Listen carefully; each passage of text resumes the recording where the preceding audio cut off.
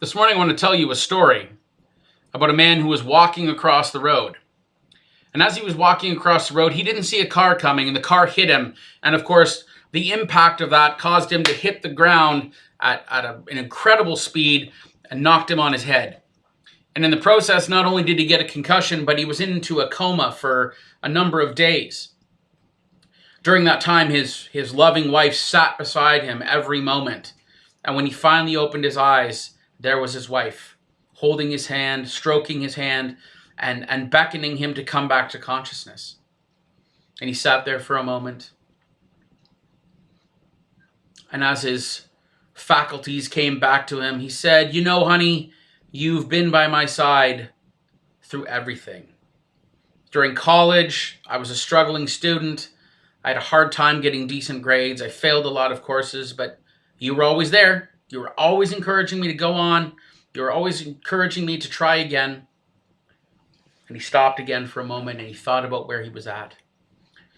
And he says, "And when I got out of school, I went for all of my interviews and failed to get any of those jobs. But you stayed right there.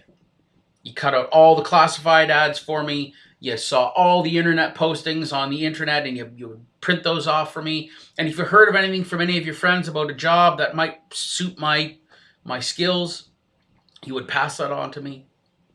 And then finally, I got a job in this little business and I got the opportunity to be involved with a big contract.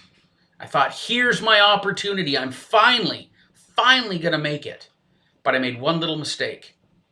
And as a result, I lost that contract and I ultimately lost my job.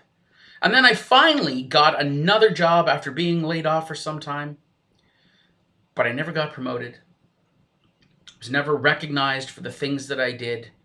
Nobody ever seemed to see how hard of a worker I was and the things that I did. And I've been in that same position from the day I joined that company until now. And through it all, again, you were right by my side." By this time, his wife's eyes were beginning to fill with tears, and you could tell she was just taking all of this to heart. And he paused again, and then he said, "And now I've been in this accident, and when I wake up, you're the first person I see. There's something I'd really like to say to you." And he paused for a moment, and he looked her in the eye. And she looked back lovingly, waiting for some incredible piece of encouragement or some loving statement. And all he says is, "Honey, I think you're just bad luck." I'm pretty sure that's not the answer she was expecting to hear. And yet, I can't help but think that oftentimes when we go through terrible times in our lives and struggles, that our response isn't really much different. I wonder what God hears from us. Instead of being thankful, instead of being grateful for the way that He has got us through, we're more likely to kind of raise our fist and say, "Why are you putting me through this? Don't you care? Don't you love me?" I don't know about you, but I've done those types of things. I suspect that likely you're the same. And yet, in every situation, I would argue that as much work as we put into things to get ourselves through a tough situation, God has this incredible role in it that we're not always aware of.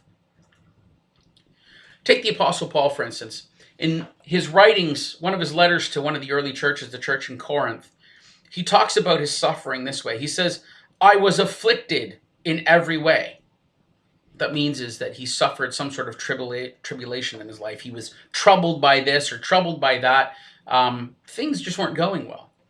He goes on to say that he was perplexed.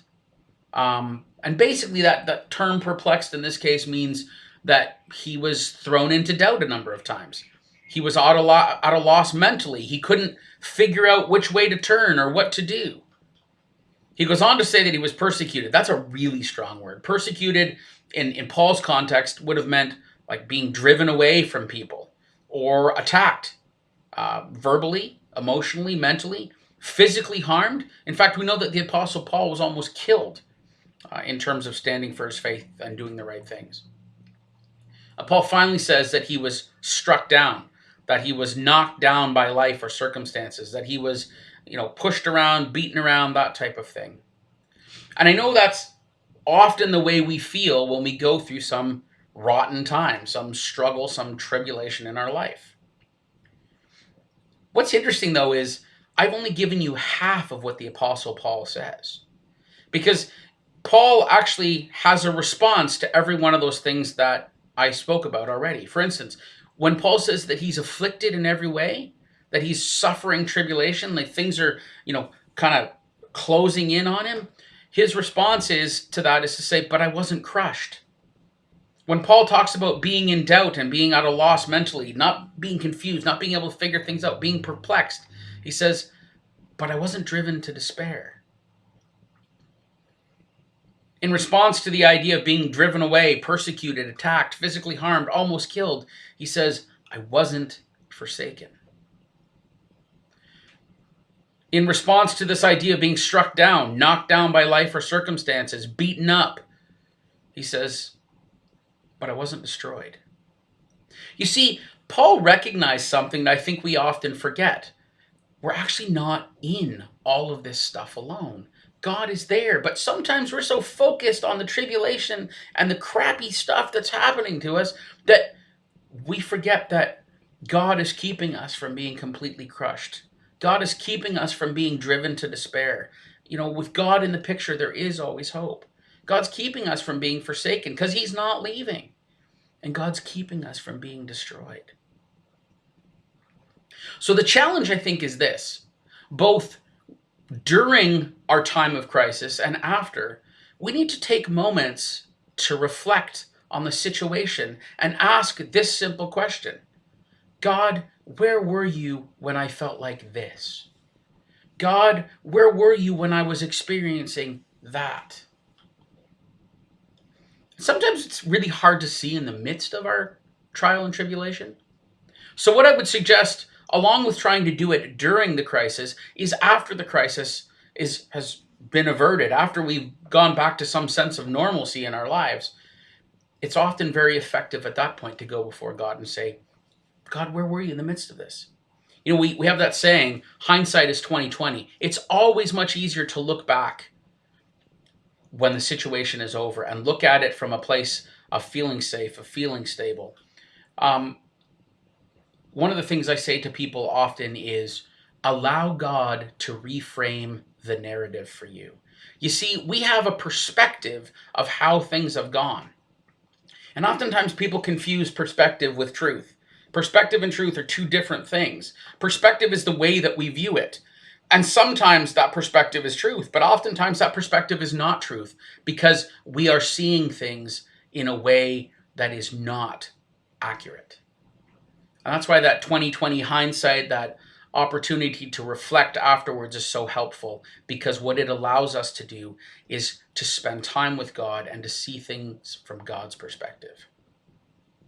So I want to challenge you during crisis and after crisis.